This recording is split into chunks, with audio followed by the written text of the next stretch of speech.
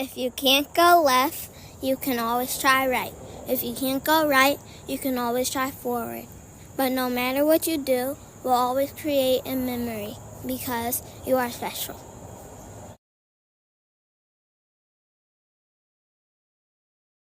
Okay, I think it's recording. Okay. Hello, and welcome to another episode of RBV, the Milestone Whisperers. I'm your host, Dr. Rashida, and today I have a really special guest with me today. It's my baby sister, Teresa, and we're going to talk about a little bit about our childhood, but mainly about her milestone of starting her own business, which is a daycare. And it's a really cool subject because this was where my children went. I drove miles and miles and miles away to go to this daycare because this was the only daycare that I trusted my children with. So this is going to be, a sister talk moment for us. Teresa, I did share a little bit on another episode about how our father passed away when I was 18. So at that time, you were, I don't even know how old you were, like 11? I was 11, yeah. Yeah, so you were pretty young. Do you remember like growing up in the bakery and like the hustle of being an entrepreneur and things like that? Yes, I can remember from the time I was like 2 on up. So Yeah. So I think like a big part of like our upbringing and like living where the bakery was, we especially you and I, of like the four of us, we are like really driven to be entrepreneurs. So it's like we may not have even realized that when we were younger that this is like something that we don't like working for other people. We prefer to work for ourselves. It's a hustle. It's sweat and tears. But I think we got that from daddy. And I think a lot of times, even mommy say that you, even though you're the baby, you have that drive even more than me. Like you are so much like him with like your passion for your business. So what exactly, or what's a couple things that drove you to start your own business, to open your own daycare as opposed to working at a daycare? so initially when I was younger, working for after school program and excelling in that, but still not making the income that I want to make, but watching um a company make the income that they should have been able to pay me my worth. So with me, I have two goals. One is to make sure that education is, well, early education has standards, and there are standards, but they're not always being met. And I want to make sure that the same standards that are in communities that of people that don't look like me are the same standards that are being taught in the communities that when their children look like me. So, working in different places, I've realized that in early education, there are things that are more hands on, especially when I started almost 16 years ago. So, things like computers in the classroom and having smart boards and having a more hands on approach, teaching a second language were not things that were within standard. Inside of communities where parents were making that income, it was taught there, but not inside the communities that of the children that I lived in. And my children was there, and so my goal was to make that vision possible, but also to make that affordable. So quality education should be free for all families. So regardless of what your income is, it should not matter where it is that you live at based on the education that your child should receive. And then my second goal was for me to bring that within the early education field, because the same way everyone has to go to school to be a doctor and a lawyer. In order to be a quality educator, you have to go to school as well. The years of school is tremendous, and we have people that work inside of the field that are amazing but don't have that educational background. So when you are looking for that income, you have to have that educational background. So it was to bring that to the community, and also to spread awareness to families, because sometimes you hear, especially in early education and daycares, that it's very expensive, but our children are our most prized possession. I'll see parents and they'll drive up in Lamborghinis, but in Benzes, but don't want to pay, two something a week to care for their child, or they want the big giant house.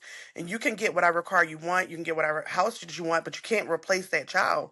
So it's so many things that happens in daycare. So if you do not pick a early education program where the staff there is qualified and educated, then you are lacking on your children, and that should be what is the best thing in your life that you want to get the most back to. So technically, I started with one goal and then ended up with three. Mhm. Yeah, and I think that's so important in terms of like you get what you pay for. You want things to be affordable, but you don't want to shortchange your children neither. And I just remember when um, little Wiggin, my oldest, was at daycare and how cheap it was.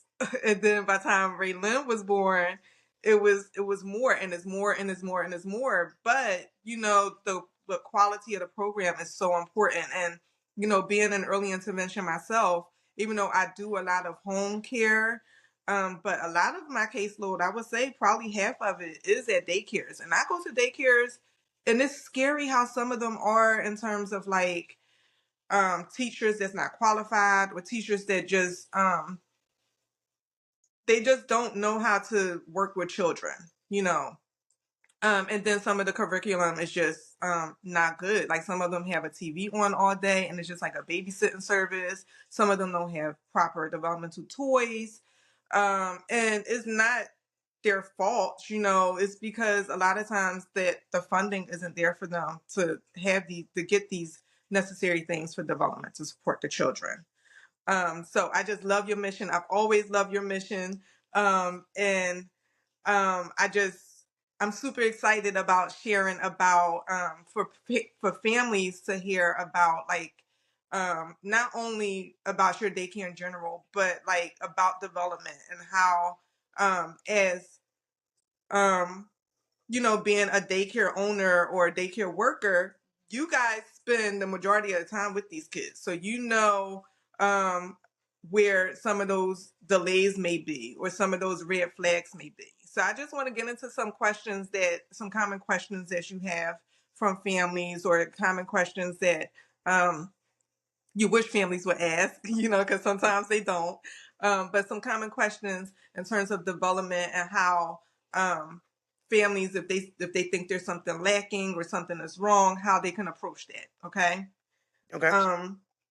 So how do you know how will a parent know if their child is meeting their expected milestones for their age?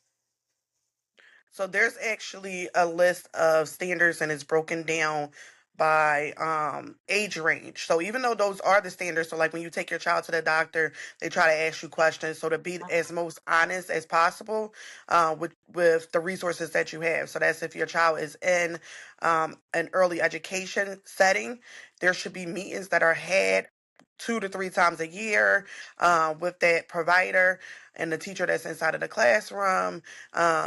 And they should be going over things that your child is currently doing. And at that meeting and also at the doctor, you should be given standards that are given out.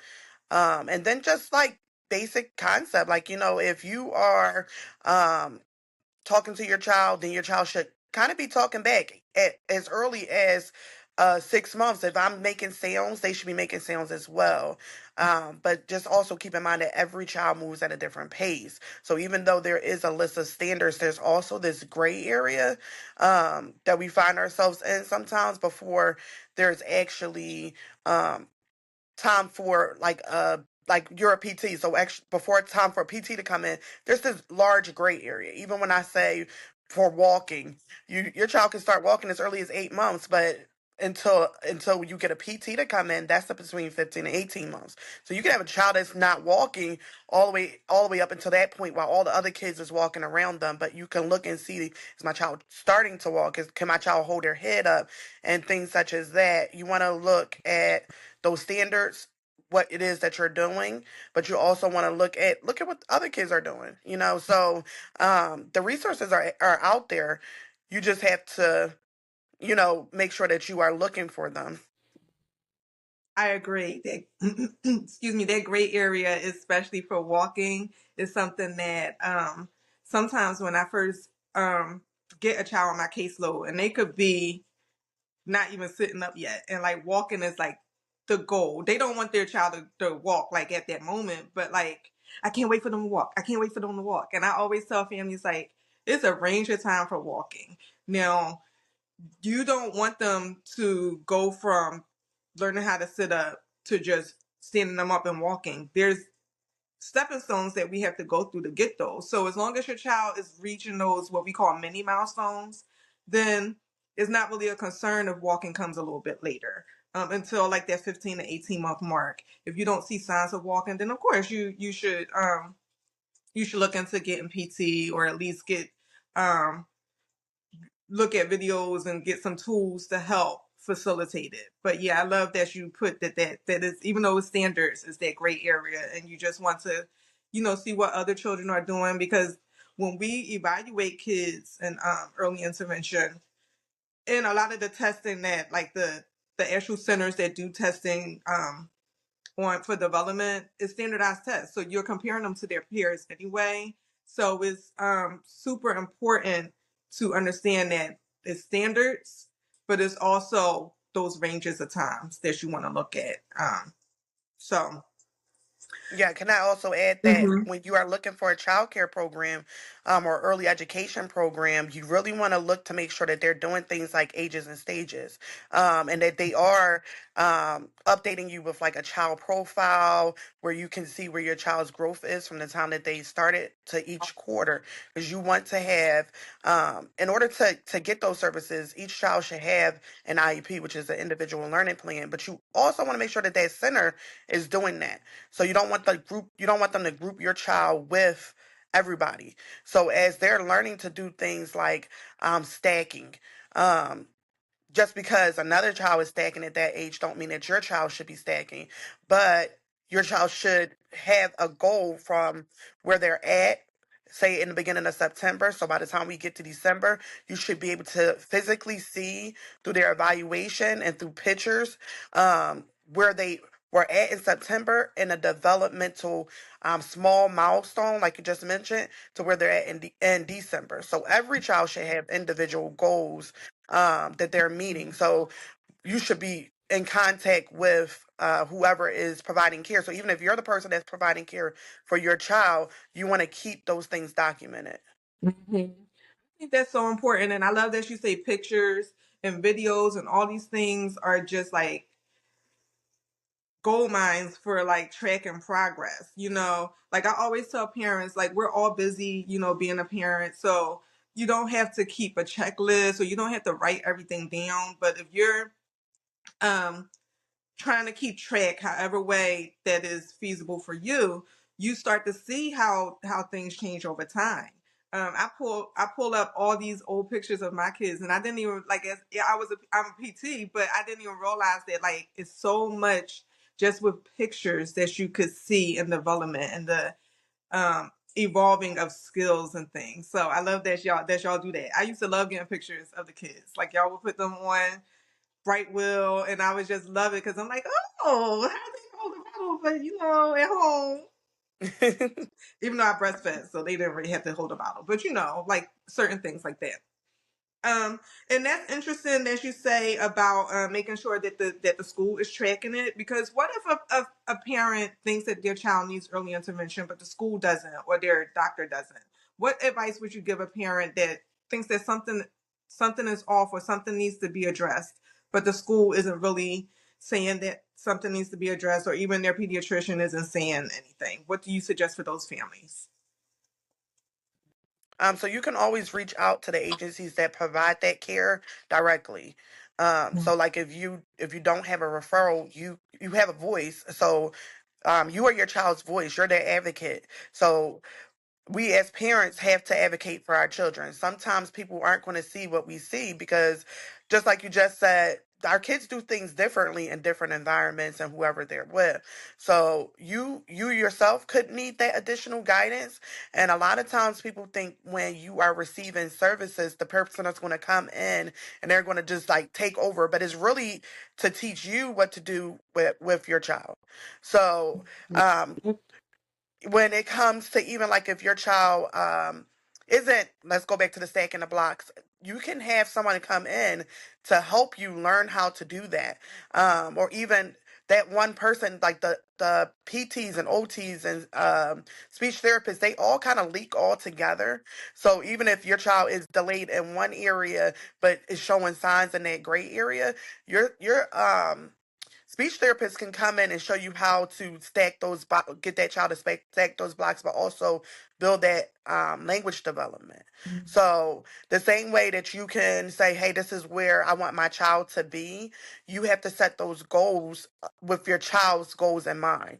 So, like I know I'm an early potty trainer, so I have set early potty training goals. Some people they don't agree with that, and they are later potty trainers. So when I'm setting those goals for my child, I'm looking for them to have those um, many milestones to show that they're ready for that. But I'm also setting up activities for them to do so that they are meeting those many milestones. Hmm.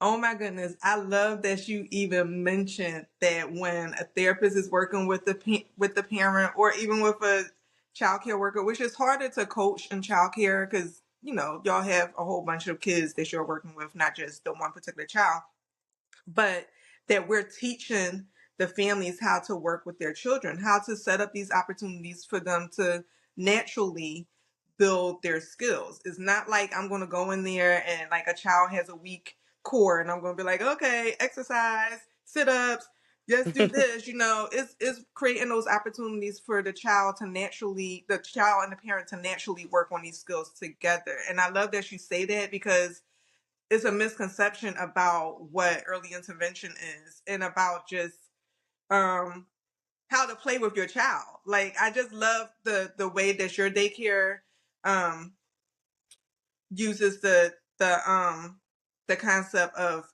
learning through play because that's what kids want to do. Kids are from babies, they want to play and that's how they learn. So like for the example for building with blocks, you don't have to just keep saying, "Oh, on top, put it on top," and it falls down and you get mad because they're not stacking blocks appropriately. You can, say something like, "Oh, it fell down. Now what?" And then have them build it up again. Or you can make it a game like, "Oh, last time you did 2. I bet you can't do 3 this time. Can you make it 3?" And just be super animated. And like some parents don't know how to play with their children, and Yeah. that's not a bad thing, because there's resources and there's help to help them with that. But I just love when I see a parent from week to week start developing those skills, and you're like, okay, look at you taking on some leadership and like really playing with your child the way that I've been teaching you, and it's just so just rewarding to see that progression because it's like you're seeing development for the child, but as the parent too. Yeah, because in the community, I'm going to speak for myself. So, in the community that I grew up in, it was that we were taught to sit still. These are papers. You have to get this paper done. You get the highest test score on that paper, and you keep moving on to the better schools. This is how you get out of that community, But raising my kids in a different community shows me that getting out of that book and that paper, the passing of the test is where you want to really gear yourself as the parent. You want to be creative like that. You want your child to be those rule breakers within minimum. I literally just did a whole training on the rules of playground. Like when everybody says that you're supposed to go down a slide and up the steps. And do you know how much core we're talking about core building if a child knew how to walk up those steps? Now imagine if we took the same model of let's stack the blocks and you had them race up the slide, down the steps, and then put the block on top of it, on top of the thing. So no matter how old they are, even a child climbing up that slide could build that core, those core muscles, and that's how you can reach that goal of stacking plus that gross motor skill. So and the community that we grew up in, that gross motor was almost eliminated. So teaching our children that we are going to, be in a society when they get older, that they are going to learn how to do paperwork, and that is the way to get to the top. Or you're going to have to learn how to shoot this ball, and that's the only way that you can get to the top. And that's not necessarily true. You want your children to think out of the box. You want them to ask those questions, because that is how you build leaders. I agree. And I am the ultimate playground rule breaker because especially like the slide scenario. Because like I have, or my case though, I have a lot of kids that walk on their toes. So one of the strategies that I teach is to walk up a ramp or a slide. So of course, like if it's a busy playground and there's a lot of kids, I'm not going to have them walking up the slide and interrupting like just a routine play that, with the other kids. But I always tell families like that's a great strategy. Do you know how much coordination, balance, like you said, core strength, leg strength, just everything, motor planning to walk up a slide, to figure out how to go uphill, takes a lot. And then to walk back down the steps, because like walking down the steps is something that we encounter in real life. You don't just walk up steps in life, you Yeah. can walk down steps too. So I practice that so much at the playground. So you are like really hitting a lot of the stuff that I do in my field, and it's so great to hear that you foster those types of things in your daycare setting, and you try to help transition that to families to practice these things when they go home and on their off time. I can also add that. Mhm. Um, So I also want to say that I come out to other programs as well. So my goal now is that I want to make sure that every program has these amazing standards. As we have therapists come into the programs, they are like you're literally teaching someone how to do things, and there are classes of 15 to 25, and sometimes even larger than that have toddlers, infants, and preschoolers in them. After school programs are even larger than that. So um, I go into the programs to try to help them receive those things. But all of that comes with education. So you have to make sure, if you are the director, that your staff is doing a minimum of 3 hours a month training in a facility or either online that is allowing them to learn these things. That they are expanding their education, because how can a therapist come in and teach these things to that one or two children that need that, and there are 12 to 25 more kids? They don't even understand how to get that lesson plan in yet. That's what I mean when I say standards. But also, as the parents are learning these things, and they may say the climbing up the slide is a safety issue. And I 100% get that safety and those standards that are in the program for safety. That's number one. But you can also go on to um, Facebook Marketplace and advertise. Do anybody have a slide Mhm. that's for free or for low cost? The slides that fold up and go away, I mean, that you can literally put inside a closet, is $25. $35 sometimes, but you can actually get them free a lot of times on Facebook Marketplace, or somebody that's giving them away, or even like thrift stores now for $5 and $10. So if you want that safety standard, because yes, those playgrounds always are crowded, you know. And as a teacher, if you had a lot of kids in your classroom, now you have to facilitate a different lesson for everybody. So not being trained enough to do that sometimes is our issue, but also is the issue of when parents are at home, how do they incorporate these things at home? you know and as a childcare provider, there are times that I am literally looking on Facebook Marketplace to find those $5, $10 items so that I can send those home with my students. Mm-hmm. Yeah, and I know like sometimes I even donate like toys that the kids don't use anymore. That they didn't destroy completely. I try to donate them to families, or either to your daycare, and then you could pass them on to families, because of course, some families just don't have the means to buy some of these things. But Also, I do like to teach families how to be creative with the stuff that they have too in the house. Like, we are really resourceful in terms of like getting our kids to create obstacle courses and all these fun little game things with things that you have in the house. I know it's one family that I used to work with in particular. They didn't have blocks to stack, but the mom had a whole bunch of different hair products, so she had all these different drawers, and the baby was stacking those, and it was like, okay, they made a big tower out of the hair products. You work with what And you kids got. actually enjoy that stuff more than the actual toys that we go out and Yes, buy. yes. You can even take a box and Mm-hmm. flatten the box out and turn that into a slide on the stairs. Yep. They slide down Yep. on one side and they walk back Mm-hmm. up on the other side. Yep. So there are so many ways that you can come up with Mm-hmm. resources. Yeah. And then just making sure that you're reaching out to other places. If you don't know, even if you don't see that teacher or the doctor that's telling you, hey, there's an issue, but you feel like there's an issue, start reaching out to different resources in your community or start asking different questions, because Mm-hmm. sometimes it's not that, hey, I don't see my child doing this, but I see everybody else doing this. Mm-hmm. Start asking questions. Like, say I just had a parent ask me about their child not using the fork and the spoon. um and so, with that being said, she's seen other kids use forks and spoons, not knowing that that's a fine motor development that some kids don't actually have until like in between 3 and 5. So you may see some 2 year olds, using the spoon, but that's not actually where it's at on the chart, unfortunately. Yeah. But I got where she was out.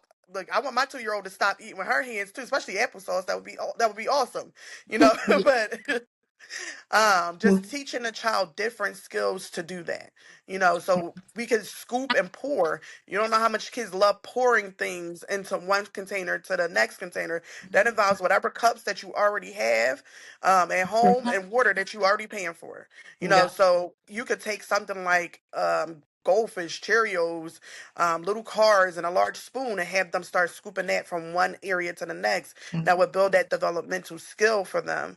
So that's basically what I went over with her. But her question, like going back to your question, didn't meet the standard of where her child should be. So if I had just given her the answer of, they don't actually have to do that until they're in between 3 and 5. You actually want to start seeing that then. She would have been lost in the sauce like everybody else. But Mm-hmm. because I offered her different resources, Mm-hmm. sometimes parents just don't know what questions to ask. Yeah, yeah, I agree. Same thing, like going back to the walking. Like some parents just say, "Oh, they're about to be one and they're not walking. When will they be walking?" I'm like, okay, if this child is not crawling yet, or if they're not pulling up the stand yet, then walking is something we're going to see later down the line. We have to build these foundational skills first, and then we get to the walking. And that's so important to like just give those other tools. Like, so the major milestone is using utensils, but what about just using your hands, like you said, to scoop and pour? Like getting it from the bowl to your mouth takes a lot more skill than just pouring, like scooping and pouring like that. So you kind of build those building blocks. So I love that you do that, and that's a really good question that the parent asks, because sometimes they just don't know, and sometimes you have a parent on one side of the spectrum where there's like they have these really high expectations for their child, and you're like, that's not realistic because they're a little bit young for that. And then you have other parents that they don't they just like, oh, they're not doing this, oh, it's okay, they're not doing this. Yeah. And it's like you gotta bridge in the middle, And some of those standards are so wide, like as to where a Mhm. 1 year old can use a spoon, but if you have a 3 year old that's still not using a spoon, we still don't have an issue yet. Yeah. So Mm-hmm. And it's so important to still try to build on these things. So that way, by the time it is the age that they're supposed to be doing it, hopefully they will be. yes. And that was another question that I had about you, about like developing social skills in and outside of daycare. So you touched on that a little bit, like creating those opportunities at home. Get out to the playground, get out to play groups and things like that. One thing I loved about your daycare is that all the kids have library cards. Like, they go to the library, and people don't realize like the library is not just for getting books.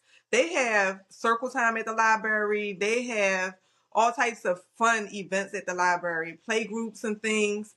It's such a great resource. And I hate that libraries are not really utilized to their full capacity anymore. But all my kids had library cards.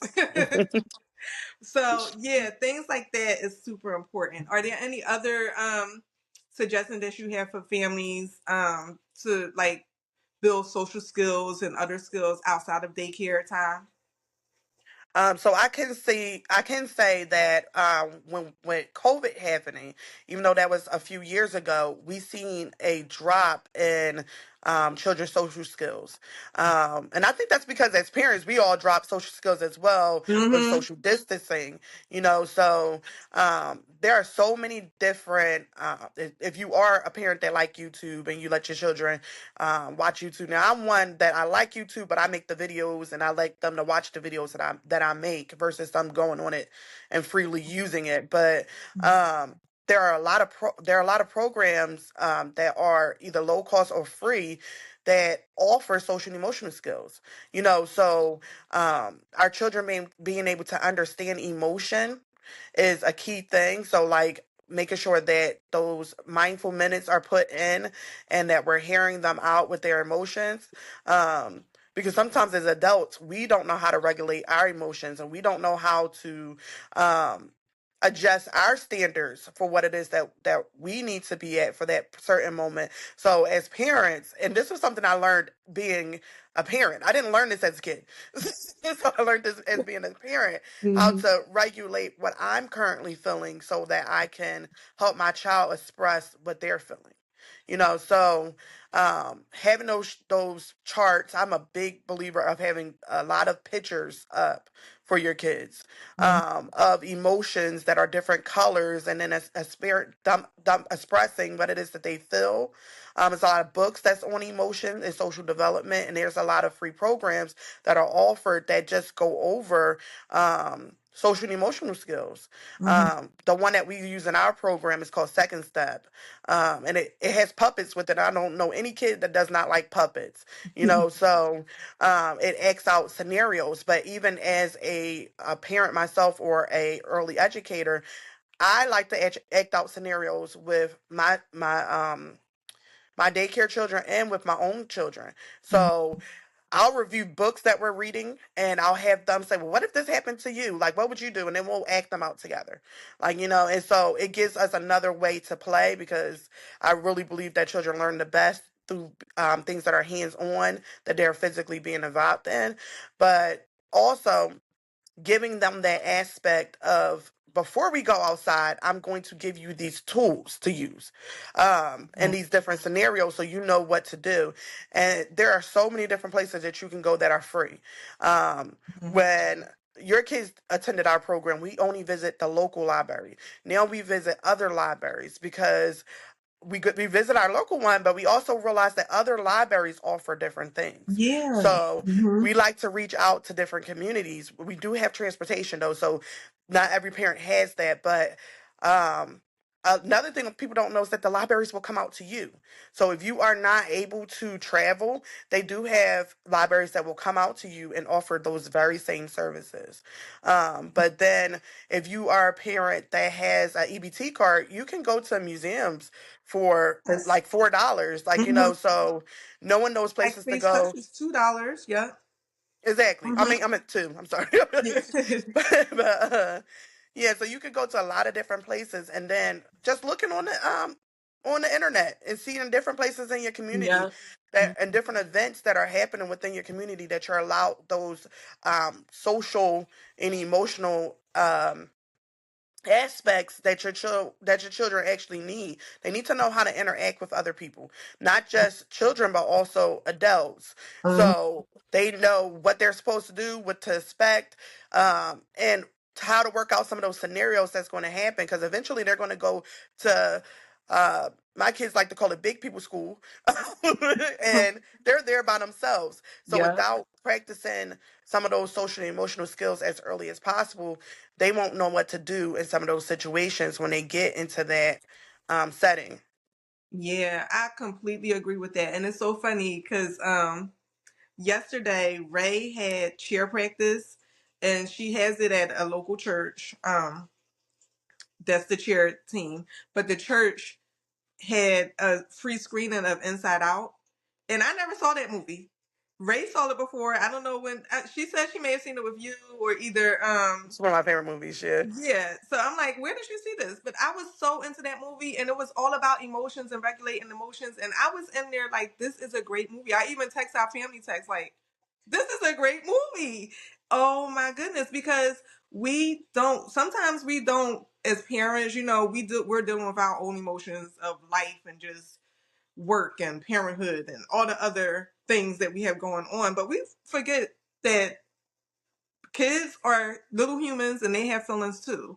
And like, so it's so important early on to teach them how to navigate those emotions. Because sometimes they may be having a tantrum because they can't communicate what they're feeling at that time. They may not even have the words to communicate it, or they just can't figure out how to regulate themselves at such a young age. So giving them those tools is important. I didn't even know that the libraries come out to people's houses too. So that's something that we could talk later about. You know, after the podcast, but because that's resources that as an early intervention provider, I always try to find the easiest and most feasible ways for my families to get to take advantage of the resources that Philadelphia has to offer, because it's so much in this city that we don't even take advantage of.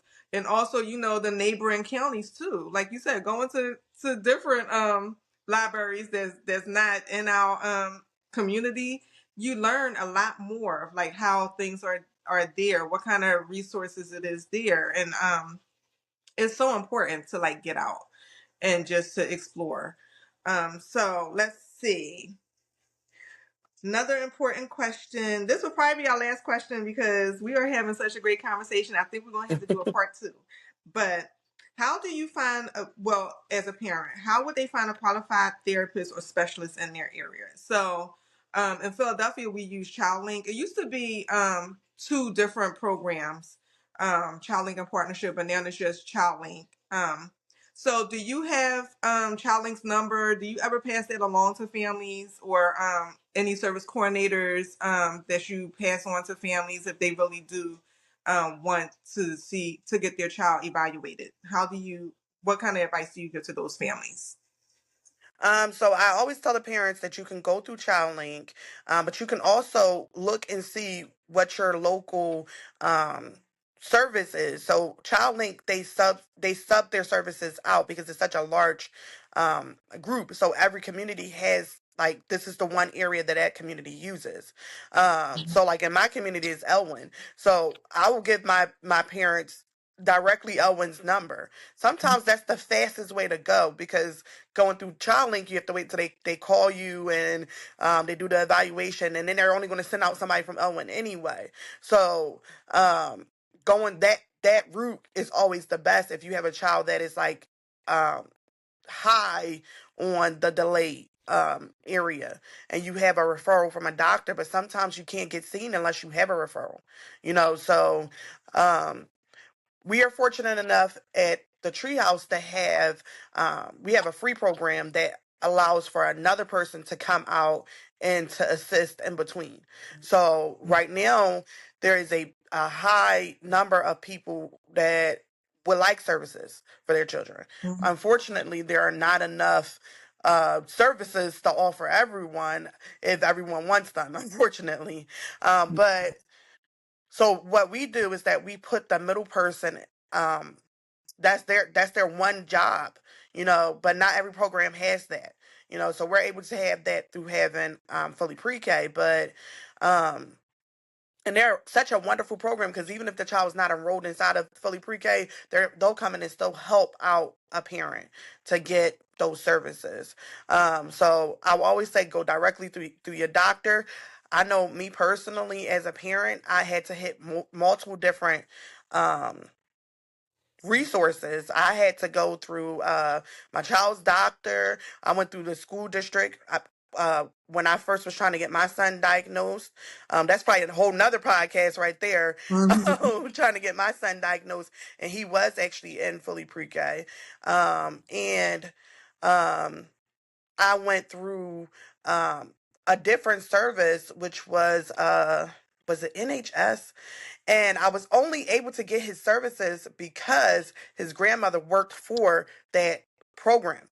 And so even after going through all of that in the fight, because I am a parent that had to fight to get my child's rights, Yep. and I have a child who is high, wait, what's the word I'm looking for? High On an function. autistic, Mhm.